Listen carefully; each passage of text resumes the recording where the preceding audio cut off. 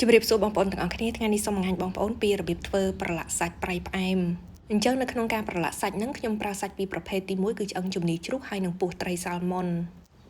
ឆ្អឹងជំនីជ្រូកនេះខ្ញុំទិញពីផ្សារមកគេកាប់ឲ្យហើយស្រេចហើយគឺខ្លីៗល្មមដែលយើងអាចប្រឡាក់បានតែម្ដងក៏ប៉ុន្តែសម្រាប់សាច់ជ្រូក3ជាន់វិញយើងនឹងយកវាមកវះជាបន្ទះស្ដើងៗដូចនេះទាំងឆ្អឹងជំនីជ្រូកជាមួយនឹងសាច់ជ្រូក3ជាន់ហ្នឹងគឺមានទម្ងន់1គីឡូរីឯពោះត្រីសាល់ម៉ុននេះវិញគេកាត់ជាដុំតូចៗហើយស្រេចដូចគ្នាមានទម្ងន់1គីឡូដែរចាអញ្ចឹងជាដំបូងហ្នឹងខ្ញុំនឹងយកសាច់ជ្រូក3ជាន់ហ្នឹងមកកាត់ជាពីរសិនដោយសារតែវាវែងពេករួចហើយនឹងយកវាមកវះជាបន្ទះស្ដើងល្មមបងប្អូនកុំវះវាស្ដើងពេកព្រោះថាយើងត្រូវយកវាទៅប្រឡាក់បន្ទាប់មកយើងត្រូវដាក់ហាលវាស្ងួតពេកគឺស្ដើងខ្លាំងមែនតើពិបាកអាំងត្រៀមសាច់រួចរាល់ហើយយើងអាចចាប់ផ្ដើមធ្វើគ្រឿងដើម្បីយកទៅប្រឡាក់ជាដំបូងខ្ញុំយករំដេងចំនួន1ដុំតូចហ្នឹងមកចិតសំបកឲ្យស្អាតបន្ទាប់មកហាន់វាជាចំណិតស្ដើងនិងកាត់វាជាដុំតូចងាយស្រួលក្នុងការយកវាទៅបុកឲ្យម៉ត់ឥឡូវនេះយើងអាចចាប់ផ្ដើមបុកគ្រឿងបានហើយខ្ញុំប្រើខ្ទឹមសចំនួន5កំពឹសជាមួយនឹងរំដេង1ដុំតូចហើយនឹងអំបិលចំនួន1ស្លាបព្រាកាហ្វេបងប្អូនត្រូវបុកគ្រឿងទាំងអស់ហ្នឹងរហូតដល់វាម៉ត់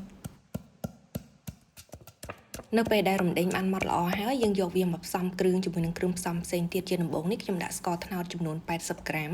សម្រាប់បងប្អូនអត់ស្គាល់ຂະຫນາດក្រាមបានន័យថា100ក្រាមវាស្មើនឹង1ខាំក៏ប៉ុន្តែខ្ញុំប្រើតែ80ក្រាមនោះទេវាស្ទើរប្រហែលជា20ក្រាមទៀតទើបស្មើនឹង1ខាំព្រោះថាបើសិនជាខ្ញុំដាក់1ខាំតែម្ដងសាច់វាផ្អែមពេកប៊ីចេងខ្ញុំប្រើកន្លះស្លាបព្រាកាហ្វេចំណែកឯទឹកស៊ីអ៊ីវខ្ញុំប្រើចំនួន3ស្លាបព្រាបាយចំណែកឯទឹកត្រីវិញខ្ញុំប្រើចំនួន2ស្លាបព្រាបាយទឹកប្រេងខ្យង3ស្លាបព្រាបាយដាក់គ្រឿងផ្សំចូលអស់ហើយបងប្អូនគ្រាន់តែកូរច្របល់រហូតដល់ស្ករត្នោតផុនយើងនឹងរលាយសព្វក្រោយពីគ្រឿងផ្សំទាំងអស់ចូលគ្នាបានសព្វហើយបងប្អូនអាចដាក់រំដេងខ្ទឹមសចូលច្របល់រំដេងខ្ទឹមសជាមួយនឹងទឹកស្ករត្នោតនឹងបន្តិចរួចហើយយើងត្រូវដាក់សាច់ជ្រូកទាំងអស់នឹងចូលទៅយើងត្រូវច្របល់សាច់ជ្រូកជាមួយនឹងទឹកប្រឡាក់នឹងទៅមករហូតដល់វាចូលជាតិបងប្អូនត្រូវច្របាច់សាច់ជ្រូកជាមួយនឹងទឹកប្រឡាក់នឹងប្រហែលជា10នាទីអីទៅចាំយើងលើកវាដាក់ប្រអប់រៀបចូលប្រអប់រួចរាល់ហើយគ្របគម្របឲ្យជិតបន្ទាប់មកយើងនឹងយកវាទៅដាក់នៅក្នុងទូទឹកកកកន្លែងត្រជាក់ធម្មតានឹងរយៈពេល1ថ្ងៃប្រសិនបើបងប្អូនទុកវាអញ្ចឹងតែមួយផ្លែតហើយយកទៅហាលតែម្ដងសាច់ជ្រូកផុនយើងអត់ទាន់ចូលជាតិល្អនោះទេឥឡូវនេះដល់វគ្គលាយគ្រឿងសម្រាប់ប្រឡាក់ពោះត្រីសាម៉ុនវិញម្ដងខ្ញុំប្រើអំបិលចំនួន1ស្លាបព្រាបាយស្ករស1ស្លាបព្រាបាយកន្លះប៊ីចេងកន្លះស្លាបព្រាកាហ្វេ